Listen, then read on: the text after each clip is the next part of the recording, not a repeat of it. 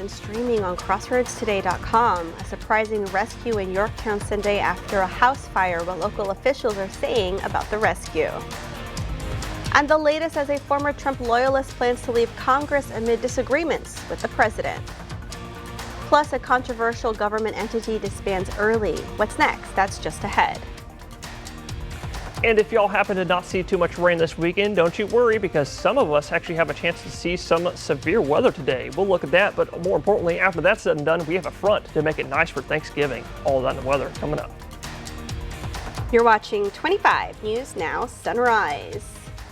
Good morning and welcome to your Monday morning. And we're learning a lot about brands this morning. So I think one of our viewers commented that he loves Kiss, but I think he meant Hershey's Kisses. Okay. And then also HEB has several different brands under different names. So Hill Country Fair, like Parker explained, is part of HEB. So is Mi Tienda, Cafe Ole, and also Central Market. So you may be buying a brand from another company that you didn't realize. There's a lot of them out there, actually. I didn't even know there were that many as well. But if you're going to be hitting the roads, maybe to go get some of those groceries this morning, maybe from HEB or whatever grocery store you go to, no need to worry about fog this time. I know it is warm and humid out there this morning, starting at the day at 69 in Victoria and dew points a degree off at 68, but don't worry about fog because this time we have a little bit of a wind out there, 5 to 10 miles an hour out of the southeast, gusting up to 15 at times, and that's providing us with a little bit of mixing in the air. So no fog, I'm thinking, this morning. All the winds out there right now are thanks to this. You see this big old spin right here, right over Nebraska and Kansas. Mid-level low pressure system, y'all, and that is sparking up some thunderstorms up in North Texas. Also a few to our west. Looking at your radar, you can see in the crossroads, we're pretty clear right now, so don't worry about rain just yet. But to our west, we've been tracking it all morning long. We do have a few isolated showers and storms out there. We'll continue watching that. But more importantly, we're going to be watching this hefty line of storms that is currently marching through the Dallas area because that will be here later. So if you're headed out the door for your Monday, I would recommend staying weather aware later this afternoon because we will have a few storms out there. And we'll look at those details next. Over the weekend, a man leads officers on a high-speed chase through Victoria. On Sunday around 5:22 p.m., dispatch received a call about 44-year-old Arturo Zuniga heading south on Highway 87 toward the city. Officers tried to stop him by deploying spike stripes, but he swerved around them. Police say Zuniga then headed south on Laurent. DPS troopers eventually forced his vehicle off the road. When the car stopped, he took off running. Officers deployed a canine unit that was able to track him down. Authorities have not released details on charges or any injuries. Early Sunday morning, first responders rushed to a structure fire in Yorktown and made a surprising rescue.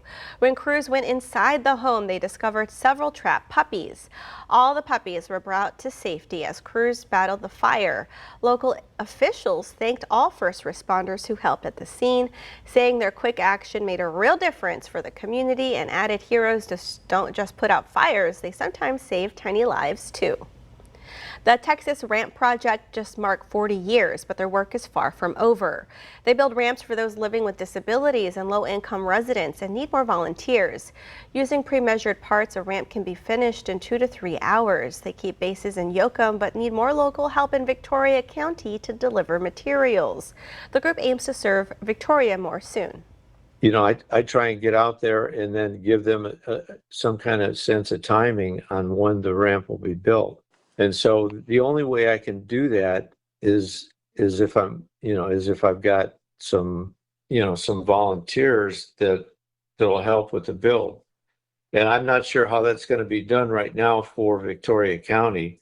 We're trying to, get people to call us, and volunteer their time, to help us out down there. The focus on Victoria County is due to a grant restricted to the area. The local coordinator hopes to start a Texas Ramp Project chapter for faster help. Victoria County Commissioners are set to meet at 10 this morning. They'll receive the Animal Services Director's resignation for the record, and they'll also receive the TxDOT State Assisted Airport Development Grant for the design of a new terminal building at the Victoria Regional Airport. They'll also consider accepting a road donation of nearly $600. They meet in room 241 on the second floor of the Victoria County Courthouse. Days after announcing her resignation from Congress, Marjorie Taylor Greene is setting the record straight. Here's ABC's Sophie Flay on why the Congresswoman says she's not running for president. Days after announcing she's quitting Congress, Marjorie Taylor Greene is making it clear she does not have her sights set on the White House. Greene posting, "I'm not running for president and never said I wanted to," adding, "I'm not the kind of person who is willing to make the deals that must be made." Greene's sudden decision to step down has sparked debate about what comes next for the Georgia Republican after the very public breakdown in her MAGA alliance with President Trump, the rift appearing to stem from their disagreement over the Epstein files. Standing up for American women who were raped at 14 years old, trafficked and used by rich, powerful men should not result in me being called a traitor and threatened by the President of the United States. But we're learning their conflict began months ago. Sources say Greene has been fuming ever since Trump seemingly signaled he would not support her if she ran for the Senate or for governor. Insiders say Greene saw that as a betrayal. Despite other infighting in the party, President Trump yesterday insisting the Republican Party has never been so united as it is right now, claiming there is great spirit and cohesion. Sophie Flay, ABC News, New York. One of the more controversial initiatives of the Trump administration has come to an end early. Elon Musk's Doge no longer exists. The Department of Government Efficiency was supposed to be in operation until July of next year. But Doge is no more, according to the government's chief human resources officer. He says it'll be up to individual agencies to carry out Doge's cost-cutting mission. The Victoria County Precinct 3 recycling station is getting an upgrade. Commissioner Shannon Martin says the current Quail Creek site will be replaced with a brand new recycling compactor. It's paid for with Gulf of Mexico Energy Security Act grant funds. While the new equipment is installed, the Quail Creek station is closed and temporarily relocated to 751 East Grouse Road. For more local news, weather, and sports, come to crossroadstoday.com. It's now 6:37 on our Monday morning. Here's a look at what's coming up next on 25 News Now Sunrise. A major decision by the school board could impact how seats are filled in the future. The U.S. and Ukraine say they now have an updated framework for peace to end the nearly 4-year war with Russia. I'm Nicole D'Antonio in Washington with the details and the proposed timeline for a deal. And also coming up next after the break in the short-term forecast, you heard me say that some of us might see some storms later today. So coming up next, we'll take a look at the timing of when all that gets here. Relaxation meets laughter in the Crossroads' newest wellness trend, Goat Yoga. Watch as yoga lovers find peace and plenty of giggles, striking poses alongside some playful, mischievous goats. And it's relaxing. You're out in nature, you're playing with the animals. You can just really relax and kind of let the stress of everyday life go. Join Amaya Norman for Goat Yoga, a 25 News Now Extra.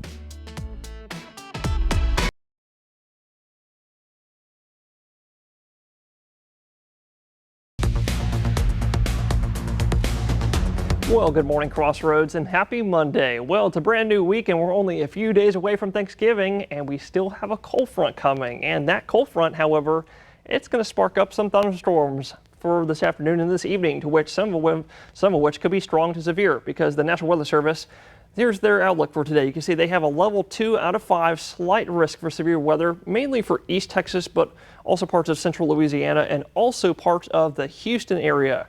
You can see right here parts of Harris County. It's either Harris or Travis. I always get them mixed up.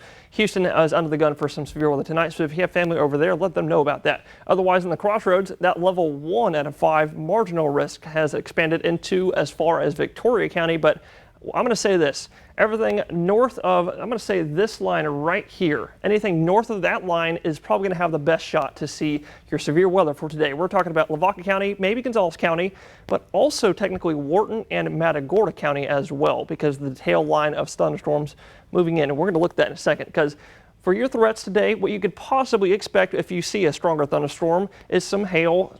Not large, I'm thinking small hail, an inch or less in diameter. That would amount to a pocket change size. Damaging wind gusts 50 to 60 miles an hour also possible, and also cannot rule out an isolated spin up tornado, because there is some wind shear above our heads. But timing all of it out for today, morning time, we're going to have a 20% chance, 2-0 for maybe a few spotty showers, also partly cloudy skies. Noontime, we're looking mostly sunny with most of the rain activity cutting off. But after 3 p.m. with daytime heating commencing, we'll see a few thunderstorms start forming out there with chances at 30% that you see that. But like I said, said, northern counties are going to be the best shot to see the stronger stuff before that clears out. And then for the rest of this week, we got our front, and that's going to make it real nice for Thanksgiving. And that's coming up next. New details are emerging from Geneva, where high-stakes talks between the U.S. and Ukrainian officials are resuming today. ABC's Nicole D'Antonio is in Washington with the focus of the controversial peace plan that aims to end the war with Russia. This morning, new details on the high-stakes meeting between U.S. and Ukrainian officials in Geneva as talks resume today on a proposed peace deal to end the Russia-Ukraine war. We've made substantial progress. Today was the best day we have had in our entire 10 months of working on these issues. The comments follow talks in Geneva with Ukrainian officials aimed at revising a 28-point peace plan offered by the U.S., a plan that would have handed over more Ukrainian territory to Russia and slashed its military in half. The deal would also require Ukraine to promise it will never join NATO, but it would provide some sort of U.S. military-backed security guarantee for Ukraine. Lawmakers from both sides of the aisle criticizing the plan. I would not advise Ukraine to sign this. That plan, that's Putin's plan. That is a very good deal for Russia. It is a horrible deal for Ukraine. Trump administration officials are pushing back against critics, with the State Department insisting it was based on input from both sides. Would like to get to peace. The president had reportedly threatened to cut off all U.S. military support and intelligence sharing unless Ukraine agreed to a deal by Thursday. But Secretary Rubio is now downplaying that deadline. Ukrainian President Zelensky saying on Sunday, Ukraine has never wanted this war and we will never be an obstacle to peace. Over the weekend, more deadly attacks between Ukrainian and Russian forces. A U.S. official says there are plans to hold a separate meeting with a Russian delegation. No details were provided about the location of that proposed meeting. Nicole D'Antonio, ABC News, Washington. The Victoria ISD School Board voted to change how 2 board seats will be elected in the future. The board decided Super District 6 and 7 will end after their terms conclude in May of 2028. The 2 seats will become at-large spots. This means every voter in Victoria ISD will get to vote for these 2 positions, not just the people who live in those districts. Concern for everybody is representation. You know, are we adequately representing everybody? And so now you get to move, like I said, from only electing 2 board members, now you get to actually elect 3. So in the climate that we're in, where everybody's saying, oh, they're trying to, do this, disenfranchise voters and do that, we're actually saying, hey, you get to move from voting for 2 to voting for 3, you get adequate representation. So it's a really good deal.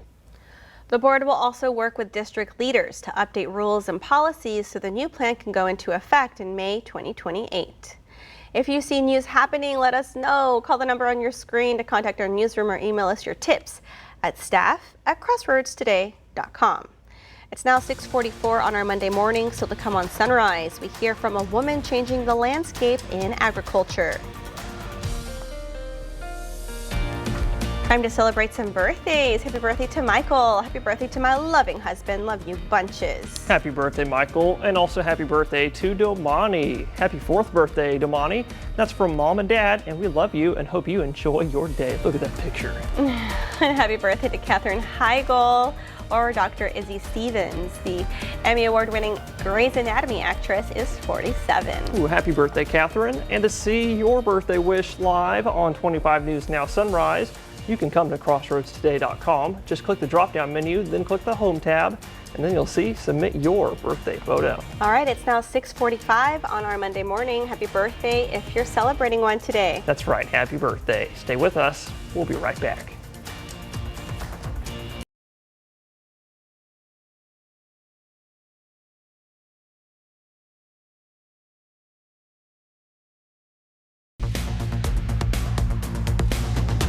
Well, good morning, Crossroads. I'm sure a lot of y'all are super duper excited because Thanksgiving is real close. We're talking about 3-4 days away, and in my opinion, it's the yummiest meal of the year. But I also hope you're excited for Thanksgiving because our weather is looking nice. Once again, we're looking at highs dropping down to the 70s for the rest of this week. I'm thinking a high of 72 on Thanksgiving Day now on Thursday, but low temperatures also a little bit cool. Lows Thanksgiving morning in the 40s. So if you're going to be bundling up that morning or be headed out the door that morning, make sure to bundle up. It will be a little bit chilly, but the preceding and following mornings will will be in the 50s, and for the rest of this week, lows will be back in the 60s, and highs will be warming back up slowly back to the upper 70s with winds, a bit breezy at times actually, coming out of the south, out of the Gulf. But for the rest of Texas, guess what? Weather is also very nice, actually arguably nicer in some areas. The further north in Texas you go, of course, you're going to be a little bit cooler. In Austin, looking at highs in the 60s for Wednesday and Turkey Day Thursday, and Dallas, 59 for the high on Wednesday under the sunshine, and 61 on Turkey Day, right before the Cowboys game. I think it's against the Chiefs this year, so it's going to be a pretty cool game. Otherwise, the rest of Texas also looking really nice. A little bit further south you go, you'll see highs in the 70s after that front passes. But we're watching this front pass tomorrow night, Tuesday night, really Wednesday morning because of this. It's going to be an upper level, I'm going to call it a polar low pressure system because it is coming out of North Canada. And you can see it sinking real far south to send us that front. And if that's not enough, we have two more low systems coming out of the Pacific next week and this weekend, bringing us rain chances and another front. But before all that gets here, we're looking at actually a bit of a breezy day today, y'all, with gusts up to 25, 30 miles an hour at times. So stay safe and secure your loose items. That'll bring our highs today a bit warm, 85. And we'll look at all that and more later on Sunrise. You may not expect a mother of three driving a combine, but maybe you should. Women are becoming a key force in agriculture, including one right here. 25 News Now anchor Shauna Curry has her story.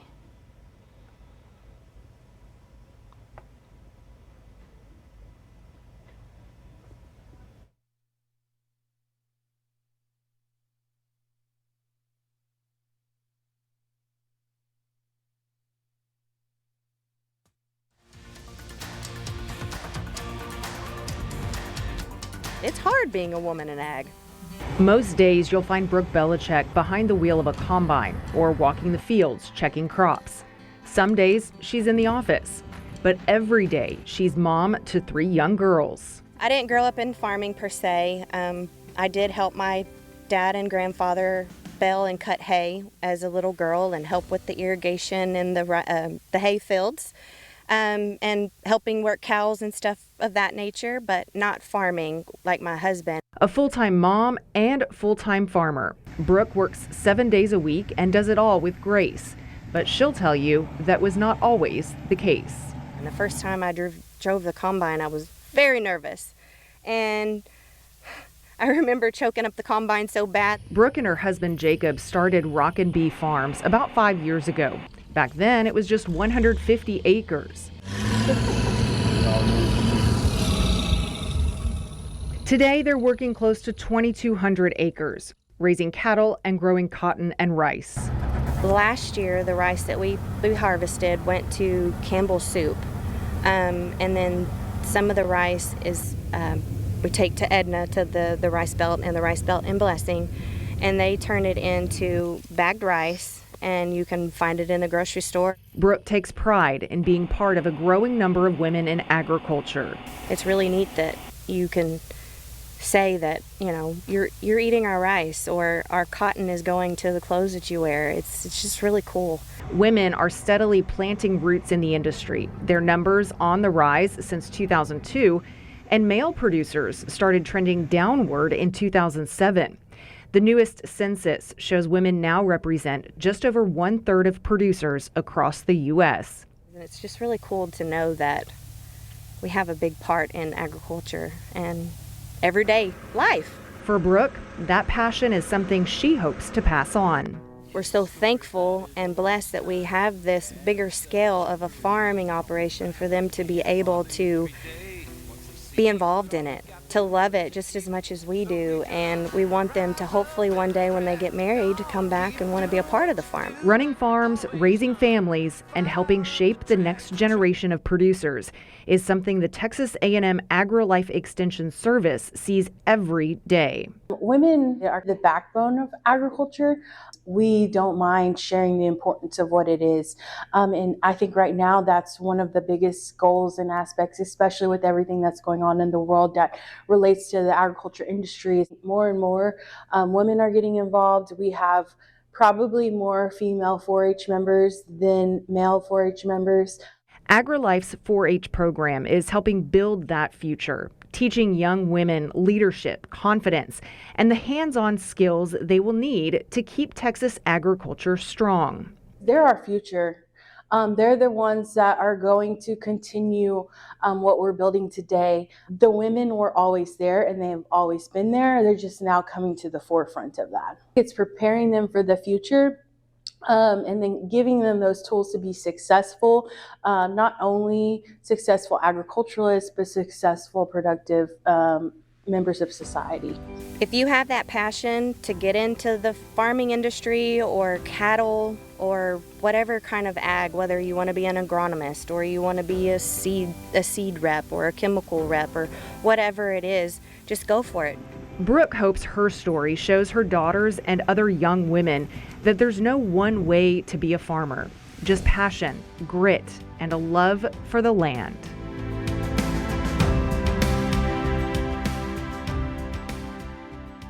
Generate billions in annual revenue. While they're smaller on average than male-operated farms, female-led farms are increasingly profitable and innovative. Still to come on Sunrise. News to know before you go. Big news may be coming soon on a plan that could impact your healthcare cost.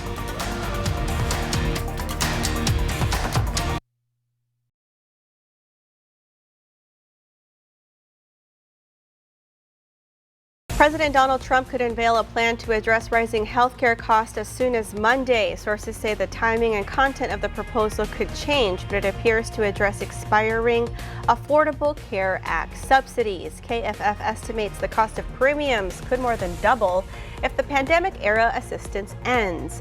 Democrats say their government shutdown fight was an attempt to stop that from happening. A TSA spokesperson says about 90% of the workers now have received back pay now that the shutdown is over, and the rest are expected to receive their back pay today. TSA workers missed several paychecks during the country's longest shutdown.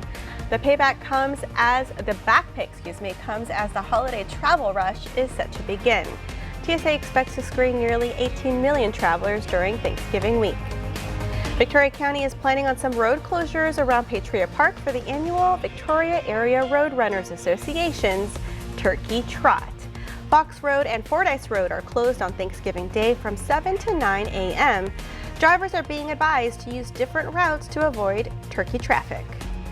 And we want to invite y'all to experience our digital streaming service, Crossroads Today Plus. You can find it on your connected TV, your Amazon Fire TV, Roku, Apple TV, and Android TV. Just search for Crossroads Today Plus. And now let's get a final look at our forecast with Parker. How's that sunrise looking, Parker?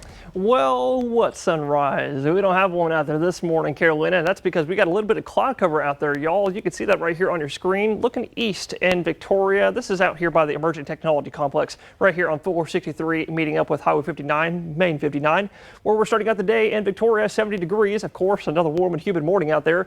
I say humid because the dew point's 2 degrees off, but no need to worry about fall because, like I said earlier, we have a little bit of a wind out there providing us with mixing. But looking at your radar, you can see just a few spotty showers already starting to form. That's exactly what I thought there would be this morning. But to our west, we are tracking this one lone thunderstorm that is moving east-northeast, coming up into Gonzales County probably within the next half hour to 45 minutes. So if you're up there, make sure to be watching that because it does look a tad strong out there. It's got a little bit of lightning in it, but we're going to be watching that for the rest of this morning. But more importantly, watching this for the rest of today because this is the main rain that'll be here later today, y'all. So if you're headed out the door for any kind of later afternoon and evening plans, I might recommend an umbrella because I think we'll have storms nearby.